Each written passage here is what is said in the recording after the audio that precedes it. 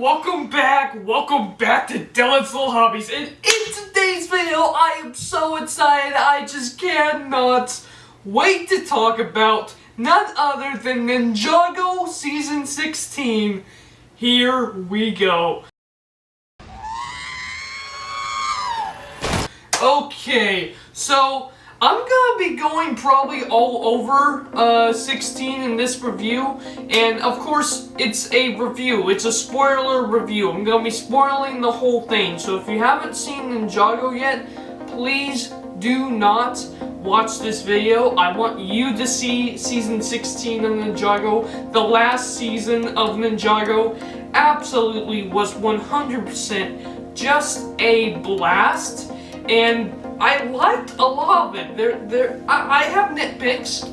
There are just a very few amount of things that I question, but for the majority of it, I loved it. Straight up, I loved it. This is like one of the best seasons of the show, hands down, which is really interesting considering that this is the continuation based off of several seasons that, while weren't bad, weren't necessarily good, and because of Season 16 especially, it's changed my opinion on a lot of some of the other 5 seasons that I didn't necessarily enjoy, which is kind of interesting, and we're going to be getting into all of that in today's video.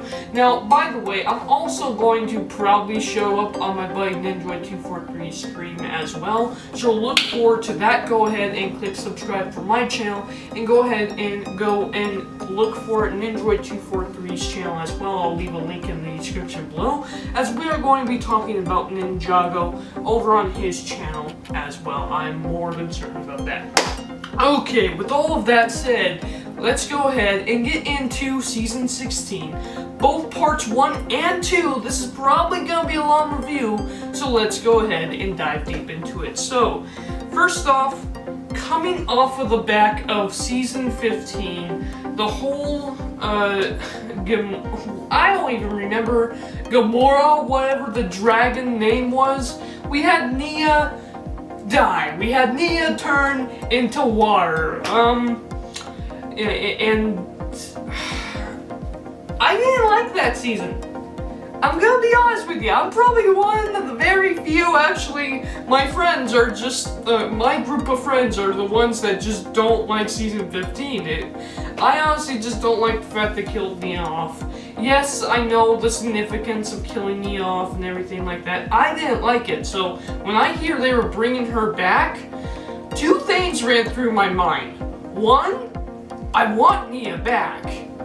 And 2, if you don't do it in a way that makes sense though, you're going to throw everyone who loves Season 15 out the window, just like what you did with Star Wars, the sequel trilogy. I have a whole bunch of Star Wars stuff behind me, let's talk about that for a second. Yeah, literally, if Star Wars like erases all of the sequel trilogy, you're just gonna set a whole bunch of fans off. But if you don't do anything with the sequel trilogy, you're gonna set them off. But you also made a whole bunch of older fans mad at Star Wars. And hilariously, Ninjago actually did not ruin it. I don't think they ruined Season 15. For those who liked the ending of Season 15, with Nia's death and how that impacts the characters and all that, that is still there in the beginning of the show. And how they bring her back actually not only makes a lot of sense going forward in terms of the story, but it doesn't ruin what came before. So I feel like those who did like Season 15 and probably are mad that they're bringing Nia back, or were mad that they brought Nia back, undoing her sacrifice, I think once you understand and watch Season 16, I think you'll find that you'll be pretty much okay with it. For me, I did not like Nia's sacrifice, but I was actually quite worried about the idea of bringing her back and upsetting a lot of the fan base. So I'm really happy that actually it turned out pretty cool. Now, again, where do we start out with this season? We actually start out just off of the crux of season 15. Nia is gone. We have these characters all feeling the loss of Nia, the impact that her loss has on the team. Splits them up, separates them, they're doing their own things. Lloyd has given up being the Green Ninja, doesn't want to, because here's the thing, Lloyd is the Green Ninja. He is the leader of the ninja, and he literally is the one that pretty much led them into battle, which means he's the one who is kind of responsible, or at least he feels like he's responsible for Nia's death. That's pretty sad. So in the beginning, he doesn't even want to fight. He's done. He's washing windows. He just wants to forgets about the whole ninja thing.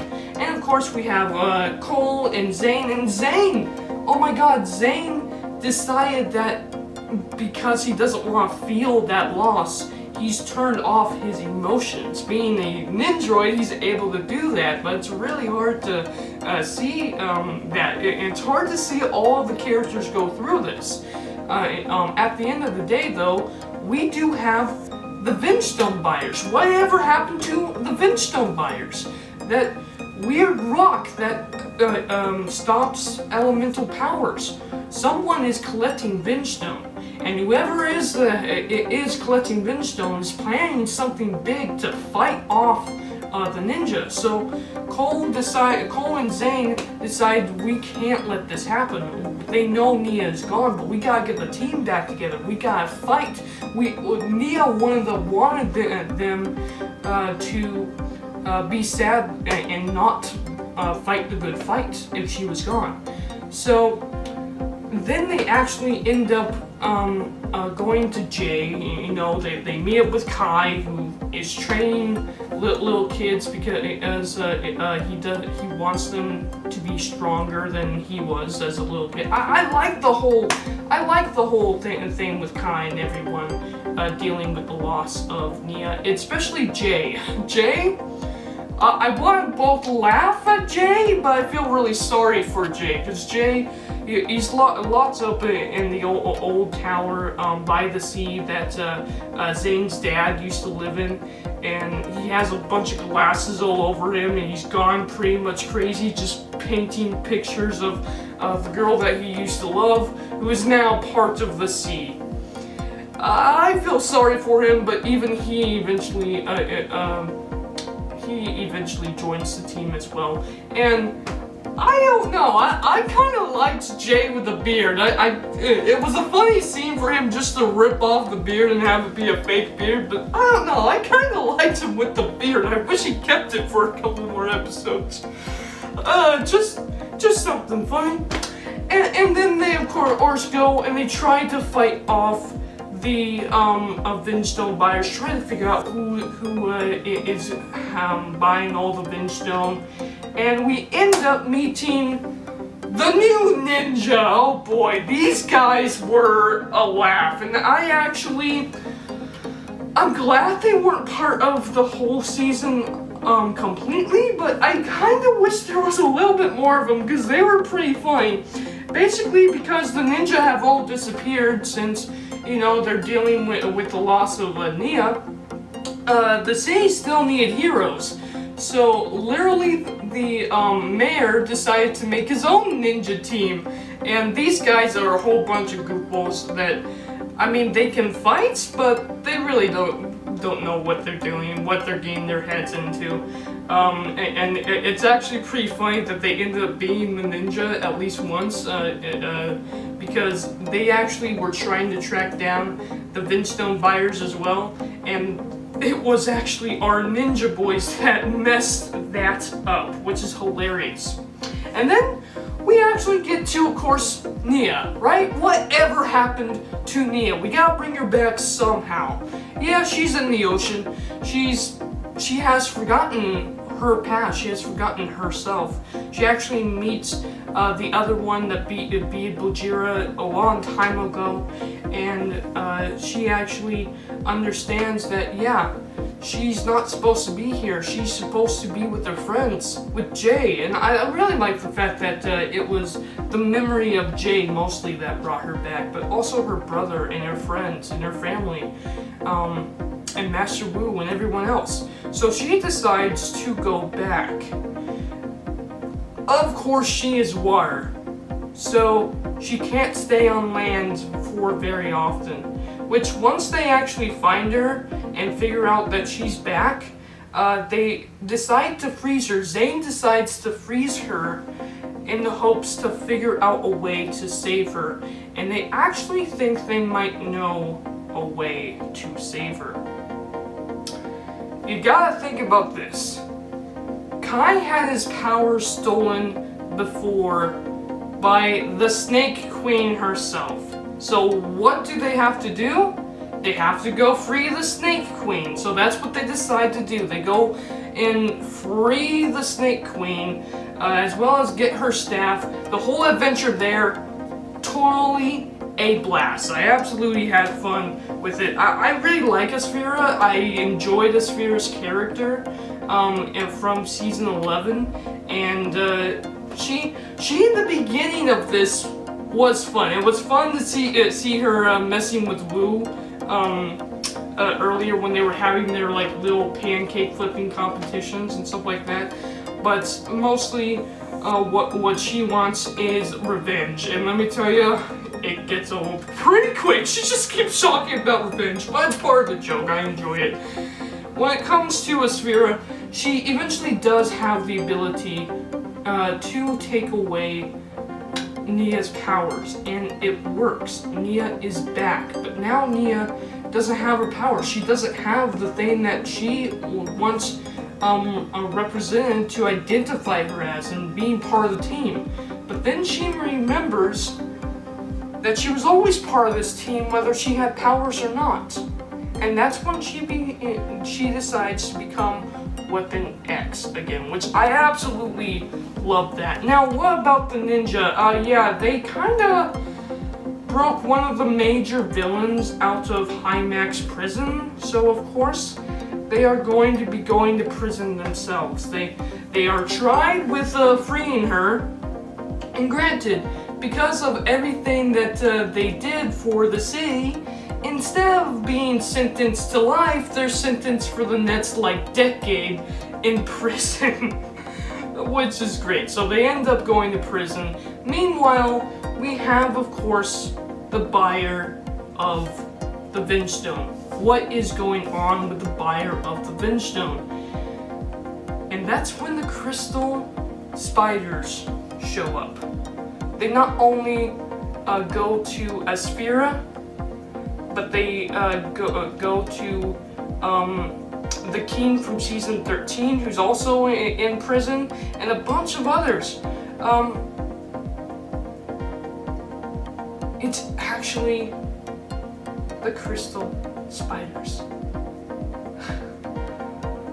Oh boy, and wow, when I actually found out who was actually behind the mask working for the Crystal King, I was not expecting that at all.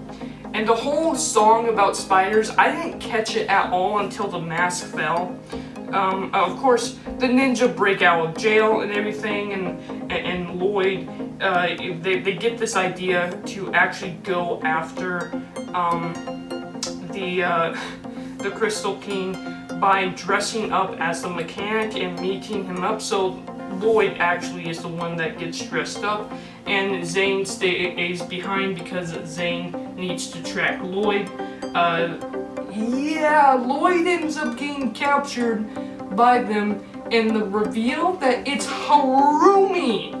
Harumi was the one working for the Crystal King. That was a surprise in itself. And then of course we actually learn about her backstory and what has she been doing this entire time. Turns out that the Crystal King came to her and gave her the power she needed to actually get out and survive the collapse of the building on top of her from last time we saw her in season 10. So that was fantastic to see. I absolutely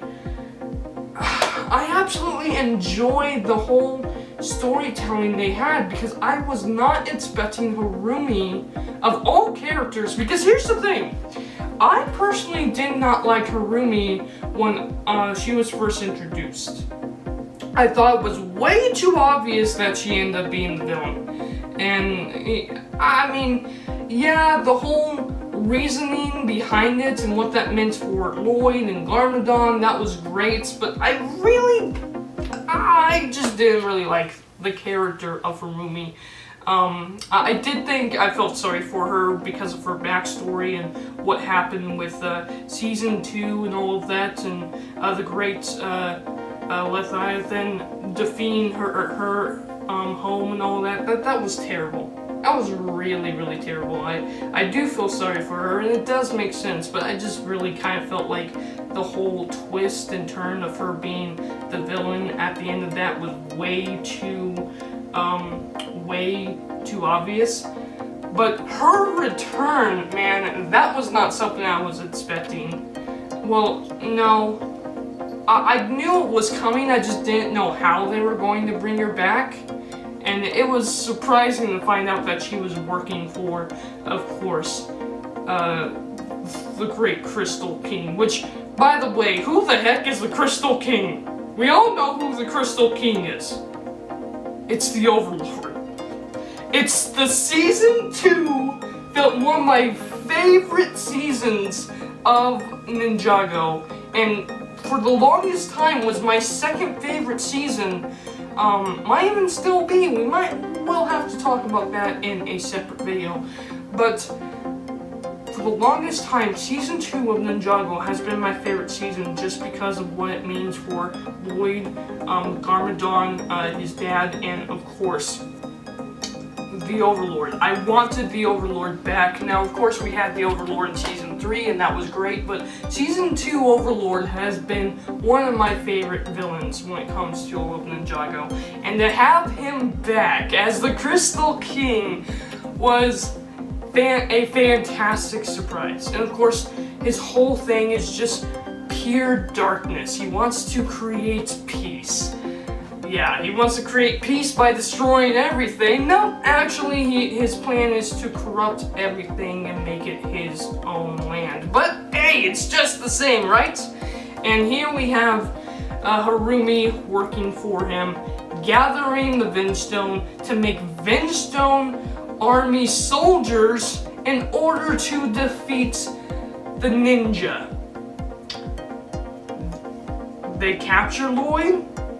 And Lloyd and Harumi, I really enjoyed the whole banter between Lloyd and Harumi, and eventually when Lloyd thinks that Harumi has killed all of the other ninja, because the ninja obviously go after him, they try to save him, they end up in the tunnels only for Harumi to send spiders after them, blow them to sky high. Of course, the ninjas survive. The ninjas survive, but Lloyd doesn't know that.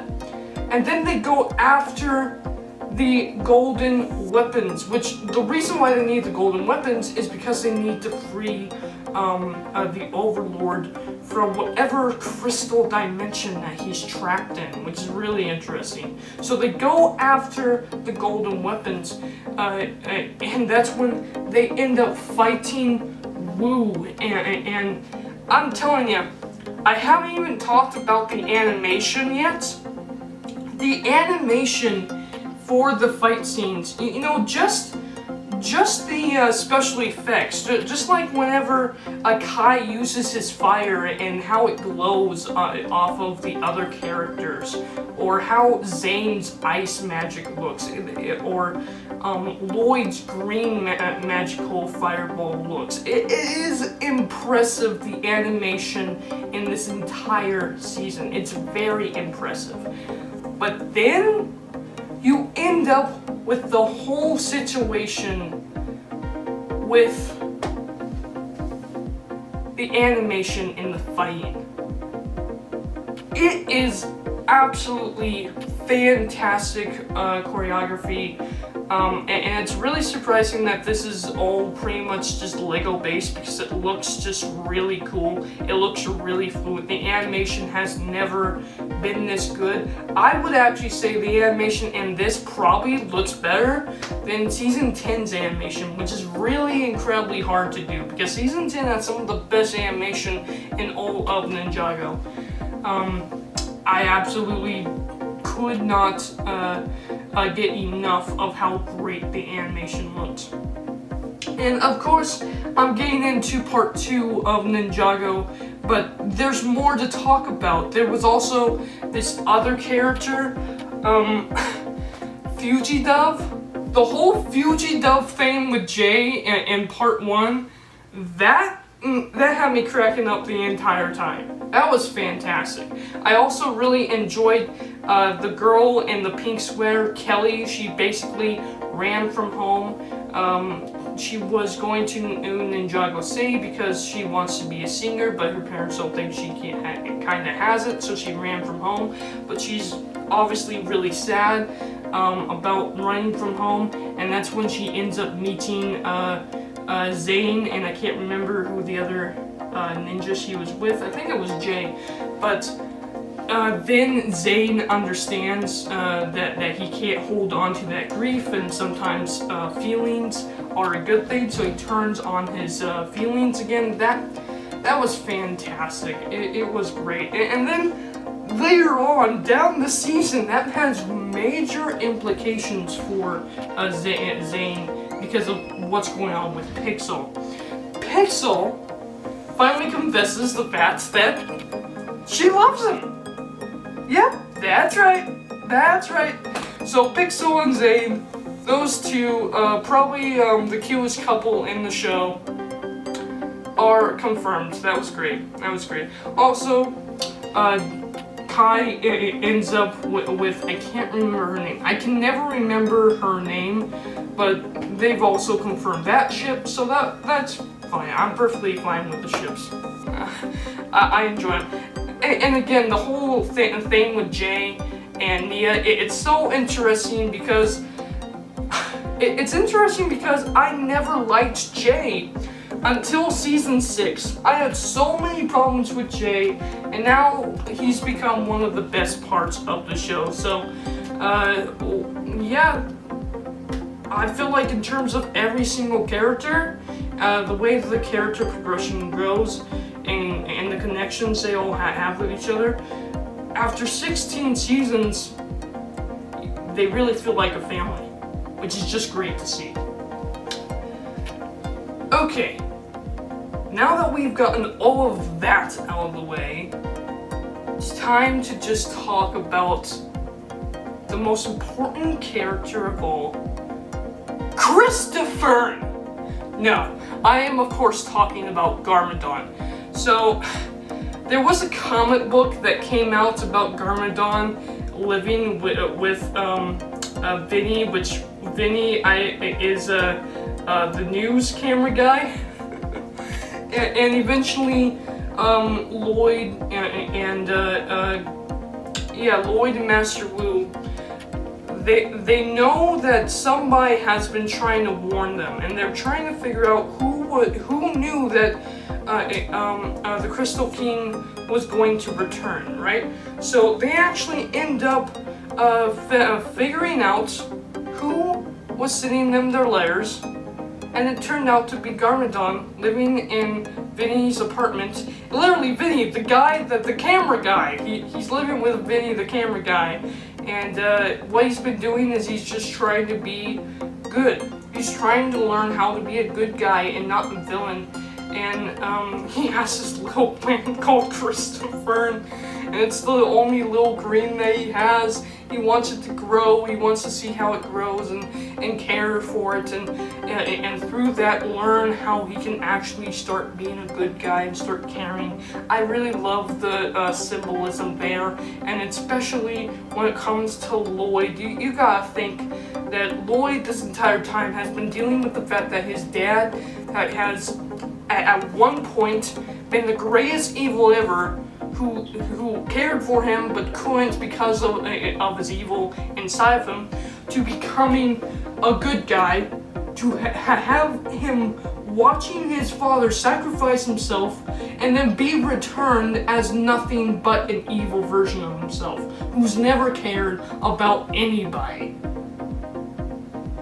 Oh my god, the character progression on Lloyd, this is like what Luke Skywalker probably would have gone through if Anakin survived or something like that. Like, I really like the story progression. I really like the character development we have for both Garmadon and Lloyd, especially at the end of the fights. And of course, Lloyd, he's part Oni. Just like his father is able to turn into an Oni form, so they decide to use that, and by watching Garmadon fight off the vinge army, they actually figure out that, hey, the Oni form might be their only way to defeat the big bad villain at the end. And here's the thing. This is where I'm getting into the ending of the show. Major spoilers here. Yeah, that moment when Lloyd Garmadon, turned into an Oni and went after the Crystal King for hurting his father, I loved that moment. Of course, it was hilarious that his father was faking the entire time, trying to encourage him to become an Oni, but I wish he stayed an Oni. Instead, he was scared of himself and he couldn't do it. He should have been an Oni. He should have been in his Oni form, riding the dragon when he finally defeated the Crystal King. That's the only thing that I really have a problem with. Because they built up the whole Golden Oni form for so long throughout the entire season, and it turned out to be really nothing. And for that matter, yeah, okay, if there's a great Oni form, then there has to be a great dragon form, right? We don't see Lloyd become a dragon. No. You know who does? And I do like it. I do like the fact that our ninja become dragons. They have a dragon form and they fight off the beast. And then eventually their dragon forms combine into a great dragon. I kind of wish it wasn't their powers that turned into it. I wish they turned into the big dragon instead, but you know, whatever. And of course the big dragon is able to defeat the gigantic Garmadon and win the day. Okay, I'm skimming through a lot of what's going on because I don't want this video going on for too long. Because I'm telling you, the last big fight at the end, it was epic. Wasn't as high scale epic as I wished it was. It could have been a little bit more. We could have had a lot more cameos. We could have had a lot more fight scenes. But we did kind of focus on a lot of what the story was trying to accomplish, at least, so there's that. I kind of wish there was more Harumi. Harumi, she of course, once she learns that, and I had no idea about this, once she learns that this was all Overlord's plan, that he's the one that bit Garmadon in the first place, he's the one that took control of the great snake in season 2 and destroyed Harumi's family. Once she finds out that, she does have this great moment where she actually fights back and loses from, of course, the Overlord. But the problem that I have is, I don't know, I feel like there wasn't much resolution to her. I feel like there should have been more of her character, especially at the end. You know, I wish there was a little bit more resolution there. Of course, at the end, they all decide to try to accept her once they actually meets up with Lloyd again, and Lloyd explains that she helped them, but there wasn't really a lot of character resolvement for her character, I feel. And there wasn't a lot of character resolvement for Lloyd either, I feel. The only one that had really good character resolvement, I feel, was actually, and it's actually really funny when you think about it, Garmadon. You know, and I like the whole thing at the end when he plants his little tree, his little plant, and let its roots spread out. That was the name of the last episode, Roots. I enjoyed it. I enjoyed all of season 16. I do have a couple little things here and there, but overall it was a really good season. I think I'm going to give this season a 9 out of 10. Now, why don't I give it a 10 out of 10? The only reason I don't give it a 10 out of 10 is because I'm not crazy enough to give it a 10 out of 10. I really enjoyed it. It really was a blast. But like a 10 out of 10, I don't give perfect scores out a lot. Like a 10 out of 10 has to be Infinity War levels of epicness. And while I really did enjoy Ninjago, I don't feel like it was Infinity War levels of epicness. I think a 9 out of 10 is where it sits for me, and it's a really good season. Those are my thoughts about none other than Season 16 of Ninjago. And boy, am I going to have a hard time editing this video because it's super crazy long. Let me know down in the comments below your thoughts about all of Ninjago Season 16. And remember, I will of course be doing a couple more live streams with my buddy Ninjoid243 on his channel. And I actually want to do a ranking video of these seasons as well.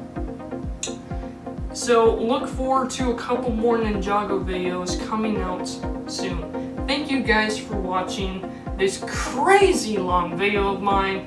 And with that said, I'm out for now. Bye.